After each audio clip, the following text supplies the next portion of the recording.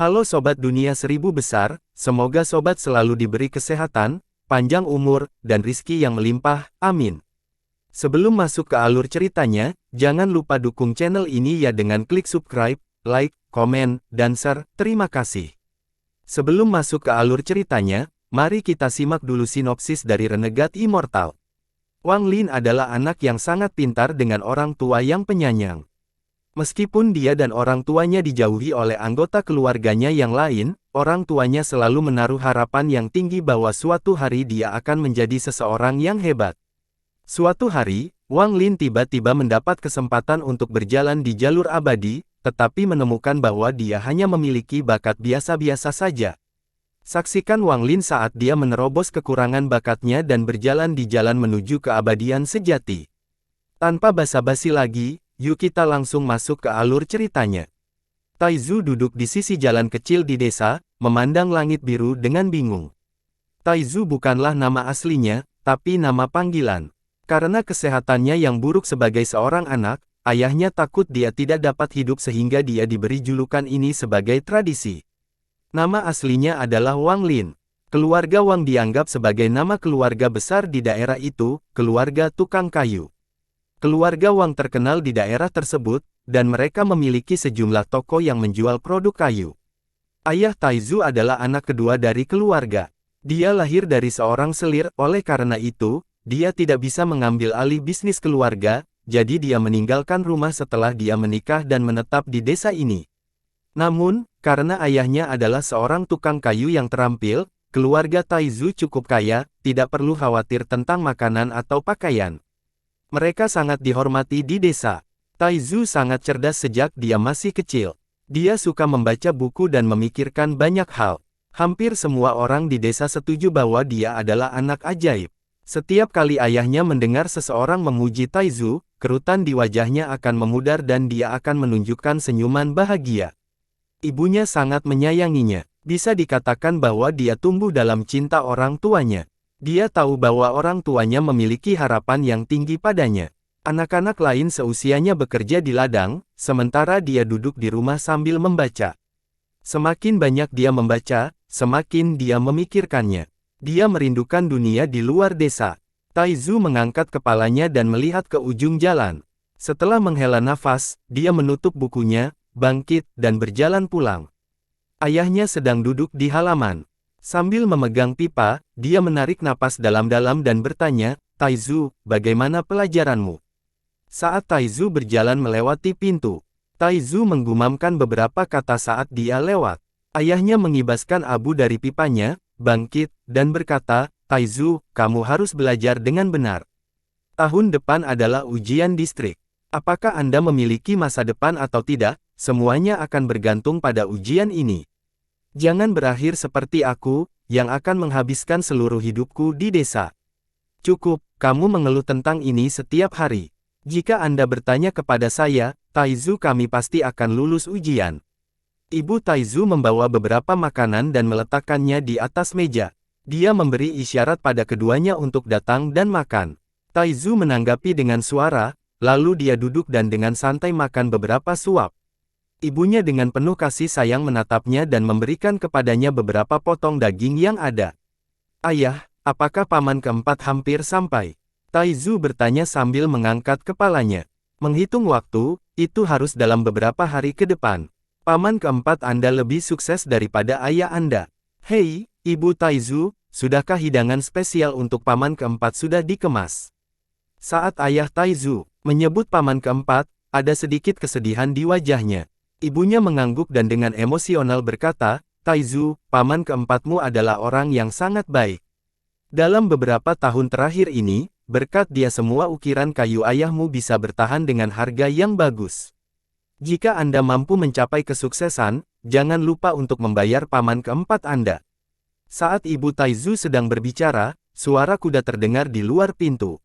Mengikuti suara kereta kuda, tawa hangat bisa terdengar. "Kakak kedua, buka pintunya." Taizu terkejut. Dia segera bergegas membuka gerbang utama. Dia melihat seorang pria parubaya yang kuat dengan mata cerah berdiri di luar. Ketika dia melihat Taizu, dia tertawa dan mengusap kepala Taizu. Sambil tersenyum, dia berkata, Taizu, aku hanya tidak melihatmu dalam setengah tahun dan kamu telah tumbuh lebih tinggi lagi. Orang tua Taizu segera berdiri. Ayahnya, tersenyum, berkata, kakak keempat, saya pikir sudah waktunya Anda tiba. Cepat masuk. Taizu, kenapa kamu belum mendapatkan kursi untuk paman keempatmu? Taizu dengan senang hati setuju.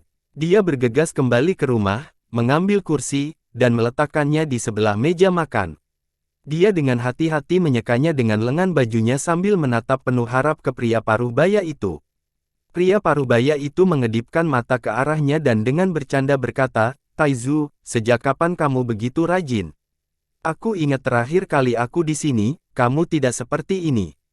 Ayah Taizu melirik Taizu dan berkata, bajingan kecil ini baru saja bertanya tentang kapan kamu akan tiba. Pria parubaya itu melihat Taizu tersipu dan sambil tertawa berkata, Taizu, paman keempatmu belum melupakan janjinya padamu. Setelah dia selesai berbicara, dia mengeluarkan 2 buku dan meletakkannya di atas meja. Taizu dengan semangat bersorak, lalu membalik-balik buku. Dia hampir tidak bisa menahan kegembiraannya. Ibu Taizu dengan ramah melirik putranya dan berkata kepada pria parubaya, kakak keempat, kakak laki-lakimu selalu memikirkanmu. Kali ini kau harus tinggal beberapa hari lagi. Pria parubaya itu menggelengkan kepalanya dan berkata, kakak ipar kedua, ada banyak hal yang harus diperhatikan dalam keluarga hari ini. Saya harus pulang lebih awal besok pagi. Setelah waktu sibuk ini, saya akan kembali dan melihat kalian. Dia menatap adik keduanya dengan tatapan menyesal. Ayah Taizu menghela nafas, berkata, jangan dengarkan istriku. Kemas barang dengan benar besok. Masalah keluarga lebih penting. Kita bisa bertemu lain kali. Pria parubaya itu memandang ayah Taizu dan bertanya, kakak kedua, Taizu berusia 15 tahun, ya. Ayah Taizu mengangguk dan berkata, setelah tahun ini, bajingan kecil ini akan berusia 16 tahun. Dalam sekejap, lebih dari 10 tahun telah berlalu dengan cepat. Dia menatap putranya dengan penuh kasih sayang. Pria parubaya itu merenung sejenak dan berkata, dengan nada serius, kakak kedua, kakak ipar kedua, ada sesuatu yang ingin kukatakan padamu, Sekte Heng Yue menerima murid. Tahun ini, keluarga memiliki 3 slot rekomendasi, dan saya menerima salah satunya. Ayah Taizu tertegun dan berkata, dengan wajah pucat, Heng Yue Sekte. Sekte Heng Yue yang penuh dengan keabadian. Pria parubaya itu tersenyum, mengangguk, dan berkata, kakak kedua, sekte yang sangat abadi itu. Keluarga kami masih menjadi salah satu yang terpandang di area ini dan memiliki kualifikasi untuk merekomendasikan calon murid. Anda tahu anak saya, dia tidak bisa benar-benar belajar, tapi dia jago pedang dan pisau. Saya ragu sekte abadi akan mengambil putra saya. Tempat ini sangat berharga. Saya tahu Taizu sangat pintar sejak dia masih kecil dan selalu suka belajar. Dia mungkin punya kesempatan. Ibu Taizu merasa senang dan berkata, kakak keempat, ini. Pria parubaya itu mengusap kepala Taizu dan berkata, kakak kedua, kakak ipar kedua, biarkan masalah ini diselesaikan. Biarkan Taizu mencoba, jika dia benar-benar diterima, itu adalah kekayaannya. Taizu dengan bingung memandang orang tua dan paman keempatnya. Dia tidak bisa mengerti apa yang sedang terjadi. Abadi, apakah yang abadi itu? Taizu dengan lembut dan ragu-ragu bertanya. Wajah pria parubaya menjadi serius. Melihat Taizu, dia berkata, Taizu, yang abadi adalah mereka yang bisa terbang di langit. Itu bukanlah sesuatu yang kita fana dapat ingung tapi menjadi penasaran dengan yang abadi. Ayah Taizu dengan bersemangat bangkit, menarik ibu Taizu, dan akan membungkuk kepada pria parubaya itu. Pria parubaya dengan cepat menariknya dan dengan tulus berkata, kakak kedua, apa yang kamu lakukan? Ibuku meninggal lebih awal. Jika bukan karena ibu kakak kedua yang merawat saya tidak akan berada di sini hari ini. Taizu adalah keponakan saya dan ini yang paling bisa saya lakukan. Ayah Taizu mulai menangis. Dia dengan berat menepuk punggung pria parubaya itu, menganggukkan kepalanya, dan dengan tegas berkata kepada Taizu, ingat, Wang Lin, jangan pernah melupakan apa yang telah dilakukan paman keempatmu untuk kita, atau aku tidak akan menganggapmu anakku. Hati Taizu bergetar. Meskipun dia cuek terhadap yang abadi, dia tahu dari ekspresi orang tuanya bahwa mereka memandang masalah ini dengan sangat penting. Dia berlutut di depan paman keempatnya dan melakukan kowtow beberapa kali. Pria parubaya itu menarik Taizu dan memujinya. Anak baik, bersiaplah dan aku akan menjemputmu di akhir bulan. Malam itu, Taizu pergi tidur lebih awal. Dia masih bisa mendengar suara dari ayah dan paman keempatnya. Ayah sangat senang. Meskipun dia jarang minum, dia harus minum beberapa cangkir dengan paman keempat hari ini. Abadi, apakah mereka? Hati Taizu sangat bersemangat. Dia tahu di dalam hatinya bahwa ini adalah kesempatan untuk melihat dunia luar. Paman keempat pergi pagi-pagi sekali. Taizu dan orang tuanya melihatnya pergi di pintu masuk desa. Dalam perjalanan pulang, dia dengan jelas memperhatikan bahwa ayahnya terlihat jauh lebih muda. Matanya dipenuhi dengan harapan. Harapan di matanya jauh lebih besar daripada saat dia ingin Taizu lulus ujian distrik. Tidak ada rahasia di desa, bahkan jika itu adalah berapa banyak anak anjing yang dilahirkan. Semua orang di desa akan mendengar berita itu. Segera, semua orang di desa mendengar berita dari ibu Taizu dan semua tetangga datang berkunjung. Tatapan semua orang ke arah Taizu berbeda dari sebelumnya. Beberapa dipenuhi iri hati dan lainnya dengan kecemburuan. Keluarga Wang melahirkan seorang putra yang baik. Dia telah diterima sebagai murid dari Hang Yue Sekte. Aku telah memperhatikan anak ini, Taizu, saat dia tumbuh dewasa. Dia sangat pintar sejak dia masih kecil. Sekarang dia adalah murid Hang Yue Sekte. Dia memiliki masa depan yang sangat menjanjikan. Taizu, kamu memiliki bakat yang hebat. Ketika Anda sukses di masa depan, jangan lupa untuk kembali dan berkunjung.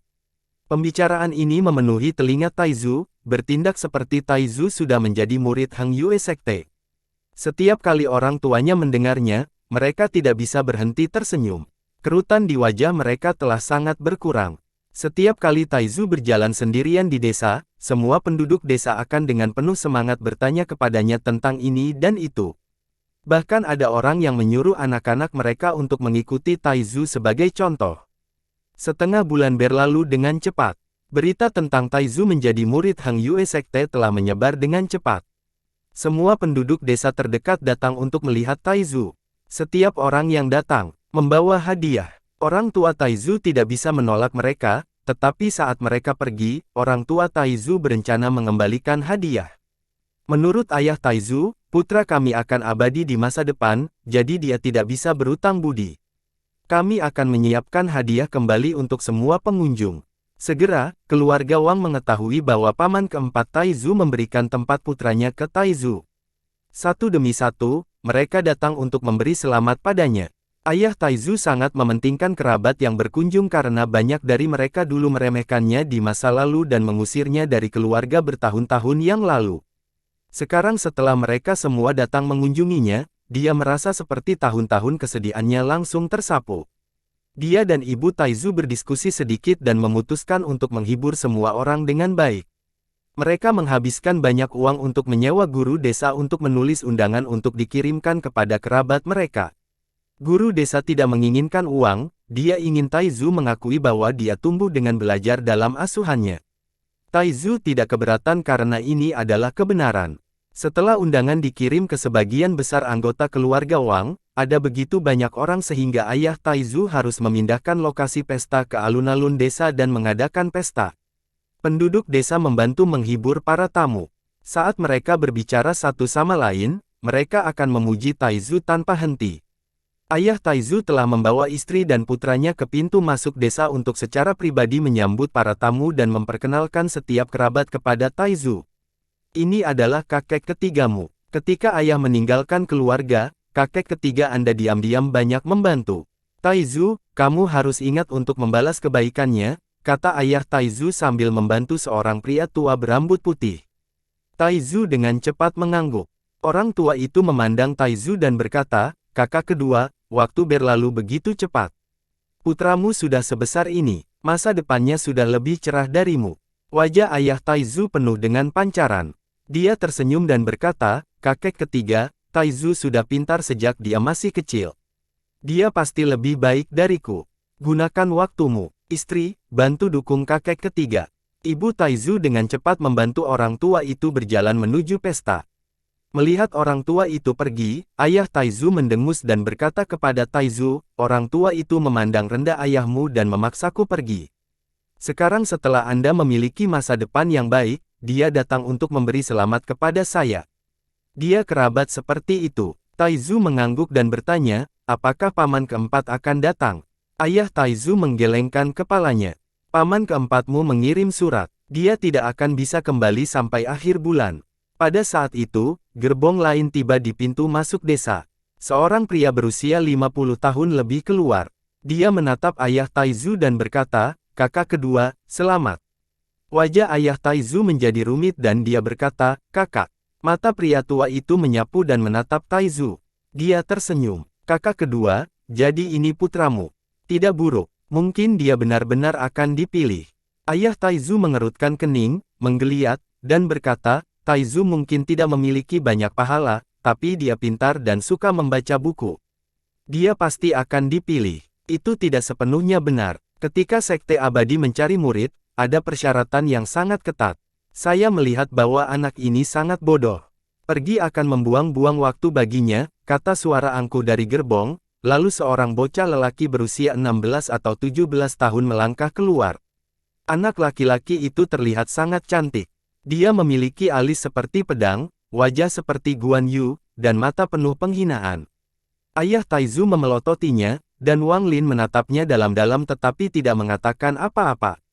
Wajah lelaki tua itu berubah warna dan dia berteriak, Wang Zuo, bagaimana bisa kamu begitu kasar?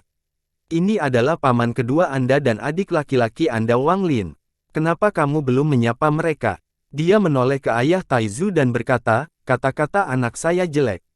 Kakak kedua, jangan pedulikan dia, tapi saat dia berbicara, dia tiba-tiba berbalik dan berkata, tapi kakak kedua, bukanlah masalah sederhana bagi makhluk abadi ini untuk menerima seorang murid, ini adalah masalah takdir. Kali ini, karena Sekte Heng Yue sangat tertarik pada putra saya sehingga keluarga Wang kami diberi 3 tempat, termasuk miliknya. Ayah Taizu mendengus dan berkata, jika putramu bisa melakukannya, maka putraku pasti akan dipilih. Pemuda itu tertawa, tidak peduli dengan kata-kata lelaki tua itu. Dengan jijik, dia berkata, jadi, kamu adalah paman kedua. Saya sarankan Anda jangan terlalu optimis. Cara kultivasi sangat kompleks, dan hanya 1 dari 10.000 orang yang dapat mempelajarinya.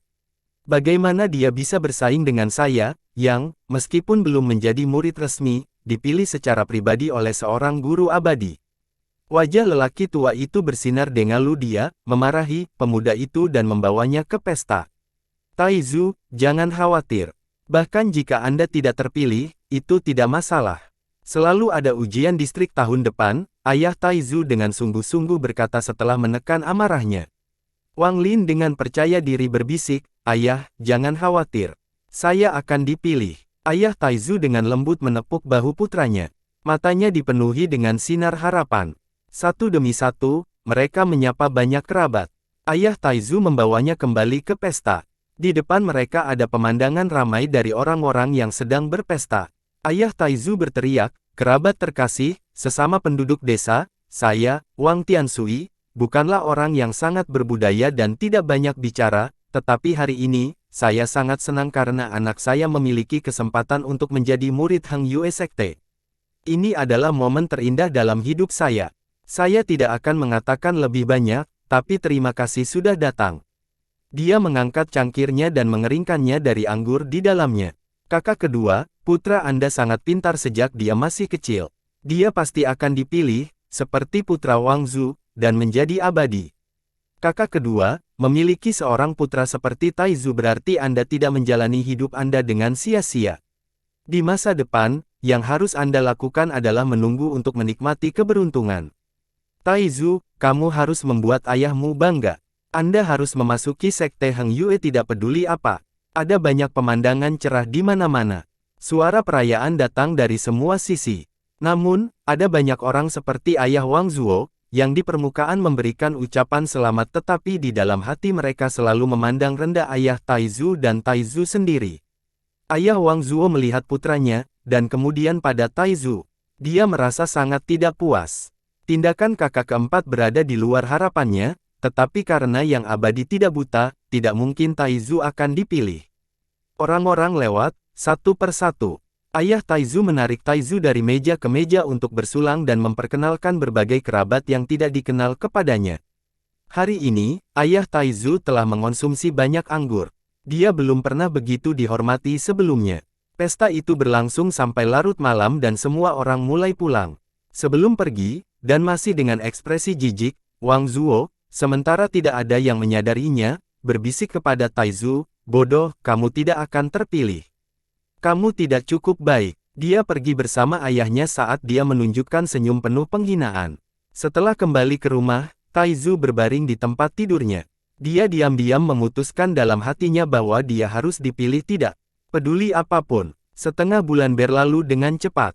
Hari ini, paman keempat Taizu tiba dengan kereta. Orang tua Taizu dengan cepat menyambutnya di dalam. Pria parubaya itu mencuci wajahnya dan buru-buru berkata, "Kakak kedua, kakak ipar kedua, saya tidak bisa tinggal lama kali ini. Aku akan membawa Taizu dan pergi. Sekte Heng Yue akan tiba untuk menjemput calon murid besok pagi." Ayah Taizu tercengang. Jejak kesedihan muncul di wajahnya. Dia dengan tegas berkata, "Baik, Taizu, ikuti paman keempatmu. Jika Anda terpilih, belajarlah dengan patuh di Heng Yue Sekte. Namun, jika Anda tidak terpilih, jangan khawatir dan kembali ke rumah."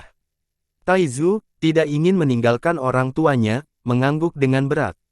Ibunya mengeluarkan bingkisan dari kamar dan dengan penuh kasih berkata, "Taizu, dengarkan paman keempatmu dan jangan menimbulkan masalah. Bagian luar tidak sama dengan rumah, kamu harus memiliki kesabaran. Ibu sudah menyiapkan baju baru untukmu. Juga, ada beberapa ubi panggang favorit Anda.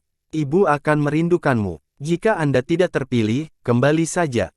Saat Ibu Taizu berbicara, air mata mulai muncul di matanya. Taizu tidak pernah meninggalkan desa seumur hidupnya.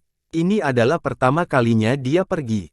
Paman keempat dengan emosional berkata, "Taizu, kamu harus dipilih sehingga kamu membuat orang tua kamu bangga. Kakak kedua, kakak ipar kedua, keluarga akan mengadakan perayaan besar dalam beberapa hari, jadi saya terlalu sibuk hari ini. Besok, saya akan menjemput kalian." Hasil untuk 3 kandidat seharusnya sudah keluar saat itu. Dia dengan cepat menarik Taizu ke kereta, mencambuk kudanya, dan berangkat. Dengan air mata berlinang, orang tua Taizu menatap kereta yang dengan cepat menghilang ke kejauhan. Taizu tidak pernah meninggalkan rumah sebelumnya. "Apakah dia akan diganggu?" kata ibu Taizu sambil menggigit bibirnya. Matanya dipenuhi dengan kesedihan. Dia telah dewasa dan harus berurusan dengan kekayaannya sendiri. Ayah Taizu mengambil pipanya dan menarik napas dalam-dalam. Lebih banyak kerutan muncul di wajahnya. Saat gerbong dengan cepat meluncur di sepanjang jalan, tubuh Wang Lin terpental dengan tanah yang tidak rata. Di pelukannya ada bungkusan yang berisi semua harapan orang tuanya. Dia meninggalkan desa tempat dia tinggal selama 15 tahun. Perjalanan itu tidak akan singkat. Wang Lin berbaring dan tertidur di gerbong. Tidak tahu berapa lama waktu telah berlalu, dia didorong dengan lembut. Dia membuka matanya untuk melihat ke atas untuk melihat paman keempat, yang menatapnya tersenyum dan bertanya, "Taizu, bagaimana perasaanmu meninggalkan rumah untuk pertama kalinya?" Wang Lin memperhatikan bahwa kereta telah berhenti, dan tersenyum. "Tidak banyak yang bisa dikatakan, hanya sedikit cemas karena aku tidak tahu apakah aku akan dipilih oleh yang abadi atau tidak." Paman keempat tertawa dan menepuk bahu Taizu, berkata, "Oke, jangan terlalu dipikirkan. Ini rumah paman. Kamu pergi istirahat dulu, lalu aku akan mengantarmu ke keluarga besok pagi." Ketika dia turun dari gerbong, Wang Lin berada di depan sebuah rumah beratap genteng. Dia kemudian mengikuti paman keempat ke sebuah ruangan. Wang Lin duduk di tempat tidur, tidak bisa tidur. Hal-hal yang dikatakan orang tua, desa, dan kerabatnya terlintas di benaknya. Dia masuk di dalam hatinya. Pikiran menjadi murid yang abadi menjadi lebih berat di benaknya. Waktu berlalu, sedikit demi sedikit. Sesaat kemudian matahari berangsur-angsur terbit. Wang Lin tidak banyak istirahat sepanjang malam, tapi dia masih penuh energi. Dengan sedikit ketakutan, dia mengikuti paman keempat ke rumah utama keluarga Wang. Ini adalah pertama kalinya Wang Lin melihat rumah sebesar ini, membuatnya linglung. Paman keempat berkata sambil berjalan, Taizu, kamu harus membuat ayahmu bangga. Jangan biarkan kerabat mengejekmu. Pikiran Wang Lin menjadi lebih tegang. Dia menggigit bibirnya dan mengangguk. Segera, paman keempat membawanya ke tengah halaman. Kakak tertua ayah Taizu berdiri di sana. Ketika dia melihat Taizu, dia mengangguk dan berkata, Taizu, ketika yang abadi tiba, jangan panik, ikuti saja kakakmu Wang Zuo. Lakukan semua yang dia lakukan. Nada bicara lelaki tua itu sangat kasar pada beberapa kata terakhir itu. Wang Lin tetap diam. Dia melihat sekeliling dan memperhatikan bahwa di samping Wang Zuo ada pemuda lain.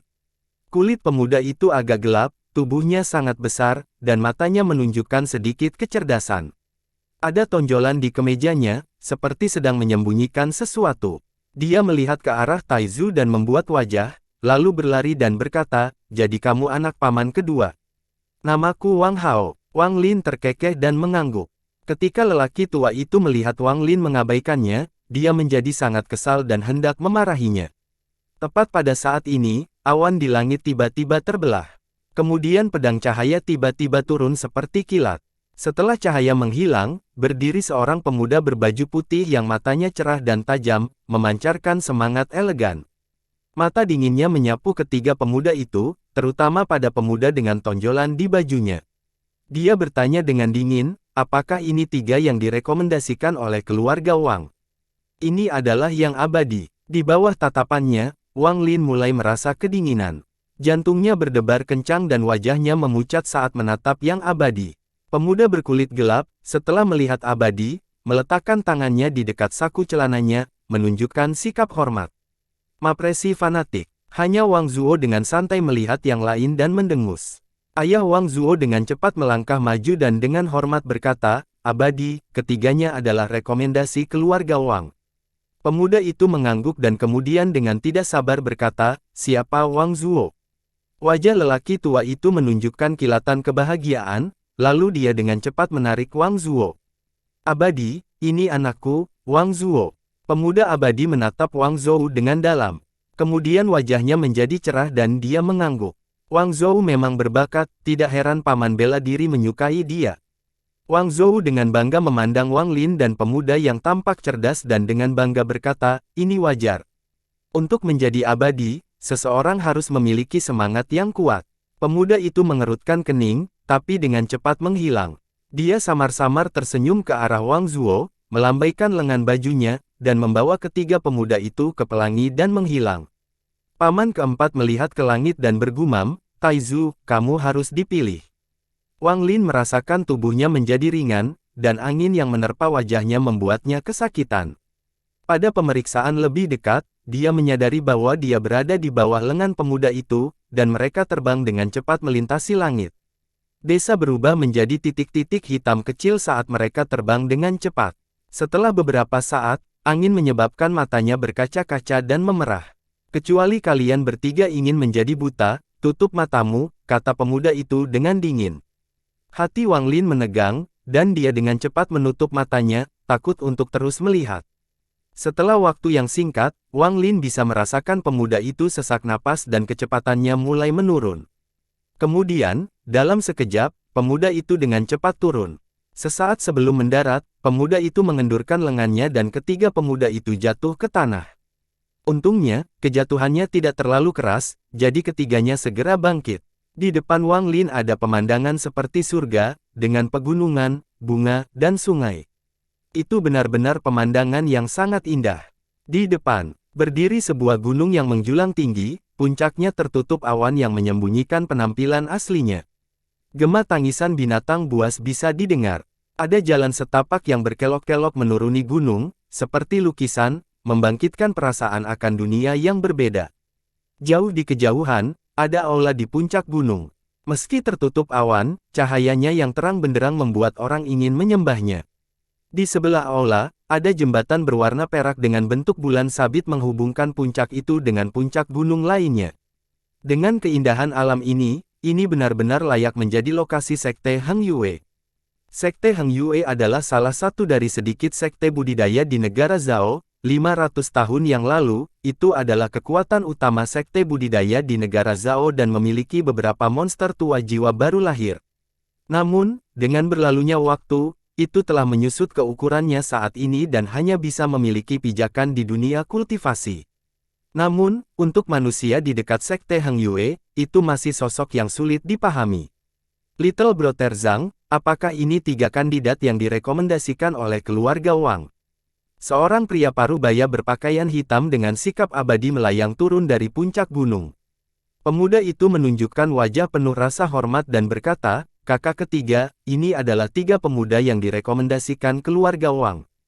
Tatapan pria parubaya menyapu mereka, dengan fokus pada Wang Zhou beberapa kali. Sambil tersenyum, dia berkata, "Saya tahu Anda akan mendapatkan terobosan. Aku akan menangani ujiannya, pergilah berkultivasi." Pemuda itu setuju, lalu tubuhnya bergerak menuju gunung, dan menghilang tanpa jejak dalam sekejap mata. Wang Lin menatap pemandangan di depannya dengan penuh kegembiraan. Tiba-tiba, dia melihat seseorang menarik-narik bajunya dan berbalik. Itu adalah Wang Hao. Dengan mata penuh kegembiraan, dia berkata, "Disinilah tempat tinggal yang abadi, sialan. Tidak peduli apa, saya, Wang Hao, harus dipilih." Setelah mengatakan itu, dia menyentuh benda menonjol yang tersembunyi di kemejanya. Wang Zhou tercengang oleh pemandangan di depannya. Butuh waktu lama baginya untuk pulih, dan jumlah kesombongan di hatinya menyusut. Pada saat ini, beberapa pedang berwarna pelangi terbang ke arah mereka. Untuk setiap pedang yang menghilang, ada murid Heng Yue Sekte, masing-masing diikuti oleh beberapa anak berusia 15 tahun. Ada remaja pria dan wanita. Saat mereka mendarat, mereka juga memiliki ekspresi yang mirip dengan kelompok Wang Lin saat mereka menatap pemandangan di depan mereka. Semua murid Heng Yue Sekte yang membawa para pemuda berkumpul di samping dan mulai berbicara tentang para pemuda. Setelah menunggu beberapa saat, semua pemuda lain yang direkomendasikan tiba di sekte. Seorang pria parubaya berpakaian hitam memindai daerah itu.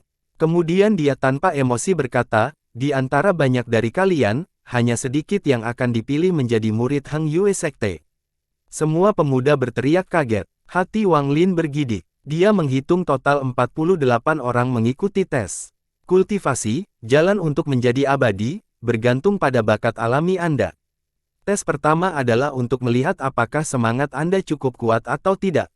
Sekarang, siapapun yang saya tunjuk akan datang dan mengikuti ujian. Pria parubaya tanpa emosi menunjuk ke seorang pemuda.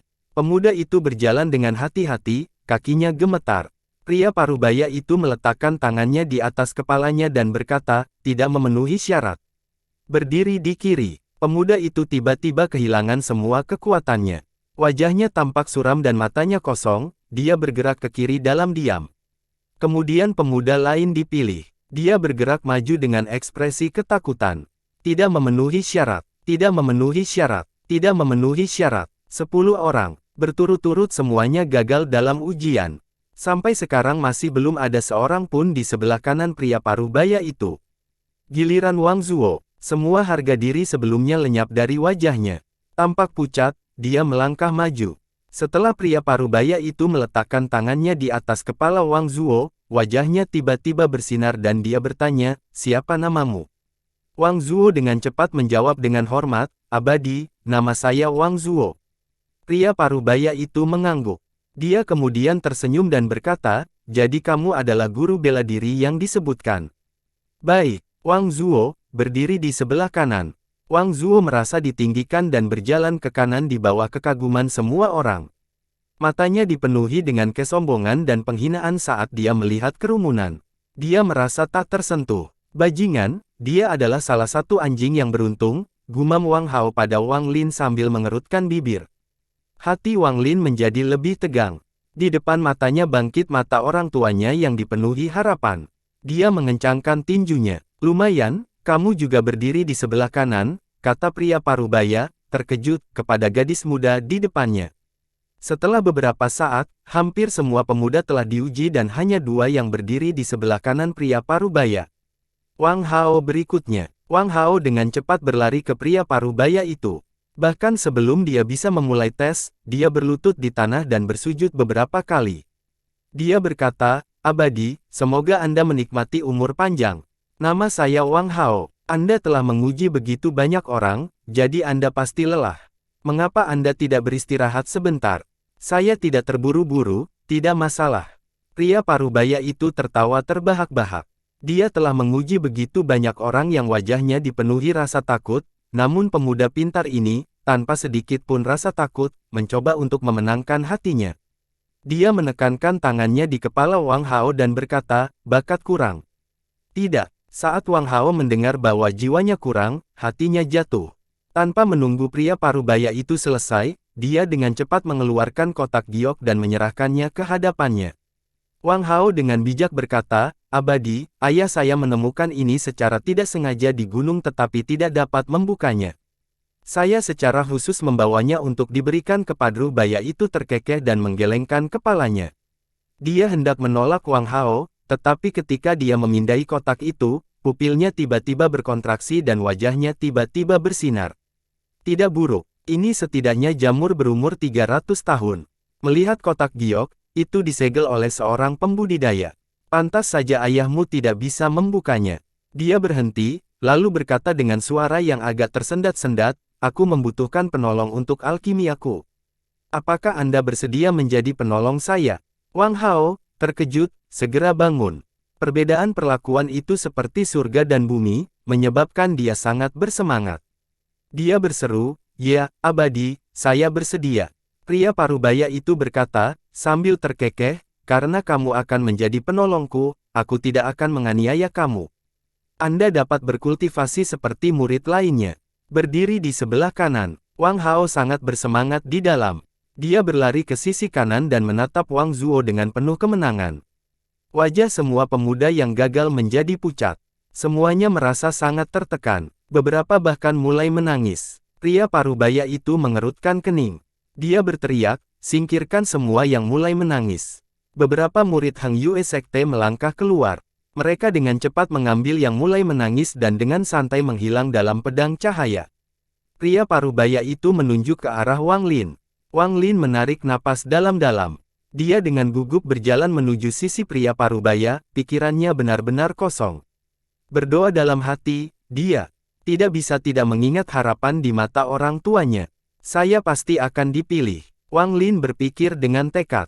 Tangan pria parubaya itu menekan kepalanya. Dengan wajah datar, dia mengucapkan dua kata yang paling ditakuti Wang Lin. Tidak memenuhi syarat. Wang Lin tidak ingat bagaimana dia berhasil sampai ke sisi kiri, dia hanya mendengar guntur musim semi menderu di telinganya dan gema dari dua kata yang diucapkan pria parubaya itu. Setelah beberapa saat, semua orang diuji, dan hanya 3 orang yang berdiri di sebelah kanan. Di mata semua orang, ketiganya tidak dapat diatasi dan sangat tinggi. Wang Zuo memandang Wang Lin dengan wajah penuh penghinaan, mengekspresikan penghinaan sepenuhnya terhadapnya. Sementara jiwa yang kuat dibutuhkan untuk menjadi kultivator, ketekunan bahkan lebih penting. Bahkan siswa biasa seperti Anda, dapat menjadi murid sekte jika Anda memiliki ketekunan yang cukup.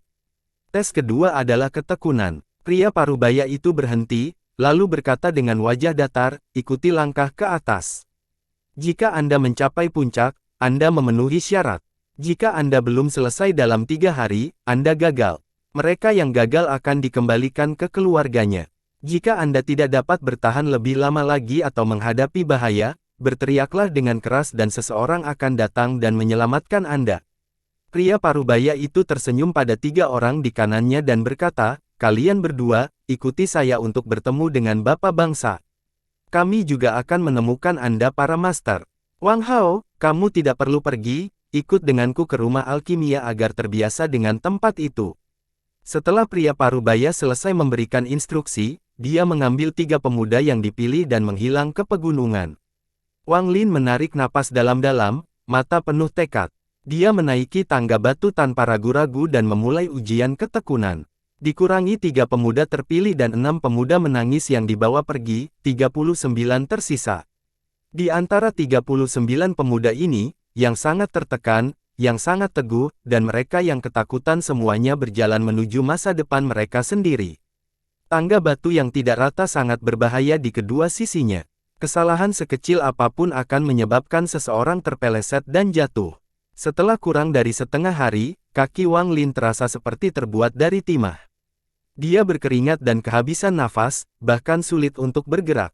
Mendongak dari bawah gunung, jalan setapaknya tidak tampak panjang, tetapi sekarang, jejak ini terasa seperti tidak ada akhirnya. Hati Wang Lin mencelos. Dia tidak bisa membantu tetapi menimbulkan pikiran putus asa. Di depannya ada selusin anak laki-laki yang kuat secara fisik, perlahan mendaki. Mereka semua juga kehabisan napas. Sampai saat ini, belum ada yang menyerah. Wang Lin mengertakkan gigi. Dia tahu ini adalah kesempatan terakhirnya. Harapan orang tuanya memenuhi pikirannya. Pada saat itu juga, kaki seorang anak laki-laki di belakangnya tergelincir. Anak laki-laki itu jatuh dari sisi gunung sambil berteriak, "Saya menyerah, tolong!" Semua orang berhenti untuk melihat ke bawah pada saat yang sama dan melihat cahaya gelap berkedip. Seorang murid Hang Yue Sekte muncul entah dari mana dan menangkap bocah itu. Tubuh mereka terlihat dengan lembut jatuh ke kaki gunung. Wang Lin pucat dan diam. Dia dengan hati-hati terus mendaki ke atas. Waktu sepertinya berjalan lebih lambat. 2 hari kemudian, dia bisa melihat bayang-bayang belasan pemuda di depannya. Wang Lin tidak tahu berapa banyak dari rekan-rekan ini yang akan menyerah, dia hanya tahu bahwa dia tidak boleh menyerah. Kakinya berdarah dan bengkak. Dia merasakan kesemutan yang mengerikan setiap langkah yang diambilnya. Dia masih bertahan dan menggunakan tangannya untuk memanjat. Seorang pria parubaya dengan kulit yang sakit-sakitan melayang menuruni tangga dari puncak gunung. Anak-anak kecil, pertahankan hatimu kuat, karena jalan ini kejam. Tidak akan sia-sia, tidak ada yang sia-sia. Dia menghela nafas panjang saat dia melayang melewati pemuda pendaki. Pria parubaya itu melewati Wang Lin. Ini adalah pemuda keenam yang dia lewati, dan dia yang paling menyedihkan dari kelompok itu. Dengan pakaian berlumuran darah, dia sepertinya berdarah di mana-mana. Lutut dan jari kakinya hancur. Wang Lin sedang memanjat menggunakan tangannya pada saat ini. Pria parubaya itu menghela nafas keras dan bertanya, "Anakku, siapa namamu?" Visi Wang Lin kabur. Satu-satunya pikiran di kepalanya adalah mencapai puncak atau mati. Dia bahkan tidak mendengar pertanyaan pria parubaya itu. Di matanya, jejak kecil ini adalah satu-satunya hal yang penting. Pria parubaya itu menatap mata Wang Lin. Jauh di lubuk hatinya, dia agak tersentuh. Dia meletakkan tangannya di kepala Wang Lin. Anak laki-laki ini memiliki ketekunan yang luar biasa. Sayang sekali dia kurang bakat. Sungguh sia-sia, sungguh menyia-nyiakan. Dia menatap Wang Lin dalam-dalam, lalu terus menuruni tangga. Malam berikutnya, tangan Wang Lin berlumuran darah. Dia meninggalkan jejak darah saat dia menaiki tangga. Dia tidak tahu bagaimana dia terus melaju, tetapi ada sesuatu yang terus mendorong tubuhnya untuk terus maju. Dia merasa dia bisa mati kapan saja. Matahari terbit di hari ketiga. Di kejauhan, Wang Lin hampir bisa melihat ujung tangga batu. Sayangnya, dengan akhir yang terlihat, dia mendengar suara gemuruh yang mengguncang hatinya. Waktu telah habis. Hanya 3 yang lolos. Sisanya gagal. Wang Lin tertawa kecil dan pahit. Dia melihat ke bawah saat tubuhnya miring ke bawah di tangga. Kesadarannya benar-benar memudar. Pria parubaya berpakaian hitam dari 3 hari yang lalu berdiri di atas gunung. Dia melihat Wang Lin dari jarak kurang dari 50 meter dengan tatapan kejam di matanya. Beberapa murid Hang Yue Sekte turun dari puncak gunung. Mereka masing-masing berhenti di samping salah satu pemuda dalam perjalanan turun dan memberi mereka obat-obatan. Seorang murid perempuan dari Sekte Hang Yue berkata dengan suara dingin, "Senior, dari 39 penguji, 25 menyerah. Hanya 3 yang lulus ujian, dan 11 tersisa." Dia juga pernah mengalami ujian brutal ini. Dia mengandalkan seni bela diri yang telah dia latih sejak dia masih kecil. Dia hampir tidak memiliki ketekunan yang cukup. Bahkan sekarang, setelah 10 tahun berusaha, dia masih belum menjadi murid sejati. Pria parubaya berpakaian hitam memiliki pandangan sedingin es di matanya. Dia sedikit mengangguk sementara matanya melewati 11 remaja yang tidak sadar. Ambil 3 yang memenuhi syarat dan temukan pekerjaan untuk mereka lakukan di masa depan. Kirimkan 25 orang yang menyerahkan kembali kepada keluarga mereka. Adapun nunggu mereka bangun. Kirim mereka bersama ke rumah roh pedang untuk melihat apakah ada di antara mereka yang memiliki ikatan spiritual dengan roh pedang. Jika tidak, kirim mereka pulang. Setelah pria parubaya selesai di sini, dia pergi tanpa melihat lagi dan para pemuda di bawah. 3 hari kemudian, di rumah roh pedang, berdiri 11 remaja dengan wajah pucat. Luka di sekujur tubuh Wang Lin sudah sembuh, tapi luka di hatinya masih menganga. Rasa sakit karena kegagalannya terus menggerogoti pikiran dan tubuhnya. Ujian roh pedang ini dilakukan bukan oleh pria parubaya berbaju hitam, tapi oleh pria berkulit putih, seseorang yang belum pernah mereka lihat sebelumnya. Dia memiliki tatapan dingin dan kejam yang sama di matanya. Dia memandang para pemuda itu seolah-olah mereka adalah semut. Pria itu berkata, dengan ekspresi tidak sabar, ini adalah ujian terakhir. Jika Anda bisa masuk ke ruangan ini, Anda memenuhi syarat. Yang dilihat Wang Lin hanyalah sebuah bangunan yang sangat umum. Pintu depan gedung terbuka. Ketika dia melihat ke dalam, dia bisa melihat pedang dengan panjang berbeda. Masing-masing pemuda, satu persatu, berjalan menuju rumah. Yang pertama mendekat berada dalam jarak 5 meter dari rumah. Wajahnya memerah saat dia berjuang untuk mendekat, tetapi diusir oleh kekuatan yang tak terlihat. Tidak memenuhi syarat. Lanjut, kata pria berbaju putih. Wang Lin berada di urutan ke-7. 6 orang sebelum dia semuanya mengalami nasib yang sama, diusir oleh kekuatan tak terlihat ketika mereka berada dalam jarak 5 meter dari rumah. Dia tersenyum pahit, dan dengan sedikit harapan terakhir di hatinya, melangkah maju. Saat dia mendekati tanda 5 meter, Wang Lin bisa terus melaju dengan mudah. Jantungnya berdegup kencang dengan antisipasi. Dia melangkah mendekat, 1 meter lebih. Dia belum merasakan ketidaknyamanan. Pria berpakaian putih itu mengucapkan, "Hei." Yang terkejut, matanya cerah, dan wajahnya menunjukkan sedikit ketertarikan. Dia dengan lembut berkata, "Jangan ragu untuk melanjutkan. Terus berjalan menuju rumah roh pedang. Jika Anda dikenali oleh roh pedang, Anda akan diterima sebagai murid sejati, bahkan jika Anda gagal dalam 2 ujian sebelumnya." 10 remaja lainnya yang berdiri di sana memiliki warna iri di wajah mereka. Mereka sangat cemburu pada Wang Lin. Wang Lin sangat tegang di dalam. Penampilan yang diberikan orang tuanya terlintas di benaknya lagi saat dia melangkah 1 meter lebih dekat ke pintu. Hanya tersisa 3 meter untuk mencapai pintu. Wang Lin mengambil langkah lain. Dia tiba-tiba merasakan kekuatan besar mengalir ke arahnya. Wang Lin kehilangan kendali atas tubuhnya dan dikirim terbang lebih dari 10 meter. Semua pemuda lainnya memandang Wang Lin dengan ekspresi mengejek di mata mereka. Mereka mengira Wang Lin sama seperti mereka, tanpa peluang. Dengan tawa pahit, Wang Lin bisa merasakan luka menganga di hatinya semakin membesar. Mata berharap orang tuanya berangsur-angsur menghilang dari pikirannya. Pria dengan mata putih menjadi dingin lagi dan dia berkata, "Gagal." Lanjut. Pada akhirnya, tidak satupun dari 11 pemuda yang lulus ujian. Ada seorang gadis muda yang berhasil mencapai Wang Lin. Pada hari itu, semua pemuda yang gagal dalam ujian dikirim kembali ke dasar gunung. Para murid Hang Yue Sekte membawa mereka pulang satu per satu. Orang yang datang untuk membawa pulang Wang Lin adalah pemuda yang sama yang telah menjemputnya. Di belakangnya adalah Wang Zuo dan Wang Hao. Pemuda itu menggenggam tangannya dan berkata, "Saudara Wang Zuo, selamat telah menjadi murid paman guru. Anda memiliki masa depan yang cerah di depan Anda." Wajah Wang Zuo menunjukkan ekspresi arogan. Dia dengan bangga berkata, "Itu wajar. Guru berkata bahwa setelah saya selesai mengurus urusan duniawi di rumah, dia akan mengajari saya teknik kultivator setelah saya kembali." Wang Hao mengangkat kepalanya dan menambahkan di samping, "Aku selalu meremehkan sikap sombongmu. Jadi bagaimana jika Anda memiliki seorang master? Saya akan bisa belajar bagaimana membuat pil abadi." Wang Zuo menatap tajam Wang Hao, lalu dia mengalihkan pandangannya ke Wang Lin, yang diam-diam berdiri di sana. Dia tersenyum, dan berkata, "Taizu, bagaimana? Saya katakan sebelumnya bahwa Anda tidak memiliki kemampuan, tetapi Anda dan ayah Anda tidak akan mempercayainya.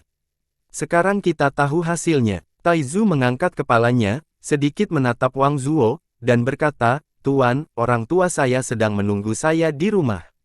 Tolong bawa saya kembali secepat mungkin." Wang Zuo melihat Wang Lin berani mengabaikannya dan mencibir. "Anak udik kecil, lebih baik kamu menjadi seorang tukang kayu di desa kecil selama sisa hidupmu.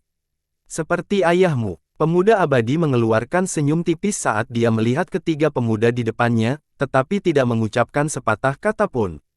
Dia melambaikan lengan bajunya dan membawa ketiganya saat mereka menghilang dari gunung Hang Yue Sekte. Membandingkan penerbangan ini dengan yang terakhir, suasana hati Wang Lin seperti langit dan bumi. Sebelumnya, dia penuh harapan, tetapi sekarang, dia penuh dengan keputusasaan. Beberapa saat kemudian, rumah Wang klan mulai terlihat. Wang Lin membuka matanya. Dia bisa melihat dari jauh rumah klan yang diterangi perayaan dengan suasana yang meriah. Ada jauh lebih banyak meja perjamuan daripada saat ayahnya mengatur pesta di desa. Mereka menutupi hampir seluruh halaman. Semua anggota keluarga Wang ada di sana. Bahkan mereka yang pergi membeli kayu telah kembali. Perayaan berjalan lancar, penuh dengan minuman dan obrolan. Pimpinan perjamuan adalah kakak laki-laki Wang Tianshui, dan saudara ketiga Wang Tianshui. Semua kerabat mengelilingi mereka bertiga untuk memberi mereka ucapan selamat. Adegan itu sangat meriah. Mata mereka dipenuhi dengan rasa iri, tetapi mulut mereka penuh dengan sanjungan. Terutama terhadap ayah Wang Lin, yang tidak bisa tidak mengingat kesedihan dari masa lalunya. Paman keenam Wang Lin berseru, "Kakak kedua, kali ini putra Anda pasti akan dipilih. Setelah ini Anda tidak perlu lagi menjadi tukang kayu. Siapapun yang melihatmu tidak akan punya pilihan selain memanggilmu lebih tua." Paman kelima Wang Tianshui berkata, "Lao Er, dulu aku sudah tahu hidupmu tidak akan normal. Anda mengabdikan hidup Anda untuk Taizu. Sekarang dia akan menjadi abadi, Anda sebagai ayahnya pasti luar biasa. Kakak kedua, kali ini anakmu Taizu dan putraku akan dipilih. Kami bersaudara belum pernah bertemu satu sama lain dalam 10 tahun. Kali ini, kita harus minum bersama, apapun yang terjadi," kata ayah Wang Hao, sambil membawakan gelas-gelas anggur. Dia juga saudara ketiga Wang Tianshui. Ayah Taizu memandang semua kerabat yang dulu meremehkannya. Semua kesedihan dari masa lalunya terhapus. Namun, dia tidak bisa membantu tetapi merasakan batu raksasa membebani hatinya. "Taizu, kamu harus dipilih. Kakak ipar kedua, kali ini pernikahanmu dengan saudara laki-laki kedua membawakan keberuntungan untukmu. Memiliki Taizu sebagai anak Anda, siapa di daerah tetangga yang tidak akan mengenal Anda? Kakak ipar kedua, anakmu Taizu memiliki kemampuan lebih dari anakku. Sejak Taizu masih kecil, dia sangat pintar. Ibu Taizu, meski kami satu keluarga, ada banyak kerabat-kerabat yang sudah menikah saat ini. Putri saya belum menikah, dan seusia dengan Taizu. Taizu tampan dan aku menyukainya. Mengapa kita tidak mengikat ikatan antara keluarga kita?" Seperti ayah Taizu, ibunya dikelilingi oleh sekelompok kerabat perempuan yang dengan antusias mengobrol di sampingnya. Ayah Wang Zhao terus menatap acuh tak acuh sepanjang waktu. Dia diam-diam menginginkan Immortal untuk datang dan menyampaikan berita bahwa Taizu belum dipilih, jadi dia bisa melihat reaksi saudara keduanya. Saat dia memikirkan hal ini, dia tertawa dan bersulang untuk kerabat di sebelahnya yang memuji anaknya. Adegan itu ramai dan penuh semangat. Pada saat itu, pedang cahaya muncul dan mendarat di halaman. 4 orang datang dengan itu. Daerah itu segera menjadi tenang. Tidak ada anggota keluarga Wang yang berani mengucapkan sepatah kata pun. Muridku seluruh area dan diam-diam menghela nafas. Dia ingat ketika dia terpilih sebagai murid Hang Yue Sekte. Kampung halamannya juga merayakan seperti ini. Dia tiba-tiba menatap Wang Lin dengan tatapan kasihan. Dia tahu bahwa hal yang akan dialami oleh pemuda ini bukanlah sesuatu yang dapat ditangani oleh seorang remaja. Dia memiliki jalan yang kejam. Di depannya, murid itu menggelengkan kepalanya dan pergi dengan pedang cahaya. "Praktisi abadi tidak dapat memiliki keinginan duniawi, urus apa yang Anda butuhkan, saya akan menjemput Anda dalam 3 hari." Suaranya menggema dari kejauhan. Ketika ayah Wang Zuo melihat cuti abadi, dia dengan cepat menghampiri putranya dan bertanya, "Apakah Immortal Hui Bing mengambilmu sebagai muridnya?" Wang Zuo berkata, dengan wajah penuh kebanggaan dan kesombongan, "Tentu saja. Guru telah mengatakan bahwa dalam 10 tahun saya akan bisa menjadi kepala murid Sekte Hang Yue." Ayah Wang Zuo sangat senang. Dia menepuk pundak putranya dengan keras, dan tertawa. "Bagus, Wang Zuo, kamu akan menjadi abadi di masa depan. Keluarga Wang kita akan memiliki kehidupan abadi." Wajah ayah Wang Hao juga memiliki ekspresi cemas saat menatap Wang Hao. Ketika dia hendak bertanya, Wang Hao menghela nafas dan berkata, "Ayah, kamu tidak perlu bertanya. Putramu sudah menjadi murid Sekte Hang Yue." Ayah Wang Hao sangat gembira. Dia mengambil cangkirnya dan meminumnya dengan keras. Wang Zuo memiliki ekspresi jijik di wajahnya. Dia berkata dengan nada menghina, "Paman ketiga, kamu melahirkan seorang putra yang baik." Dia telah kehilangan banyak wajah dari keluarga Wang. Di depan semua orang dia menyanjung yang abadi dan kemudian, hanya dengan mengandalkan suap dia bisa menjadi penolong. Wang Hao mengangkat alisnya dan berkata, "Aku senang, jadi kenapa? Di masa depan, mari kita lihat siapa yang memiliki teknik kultivator yang lebih kuat, lalu kita akan melihat siapa yang kehilangan wajah kekeluargaan." Ayah Taizu melihat ekspresi tertekan yang dikenakan putranya, menyebabkan tubuhnya bergidik. Dia memiliki perasaan yang tidak menyenangkan. "Taizu, bagaimana denganmu?" Ibu Taizu bertanya, penuh harapan. Bersambung.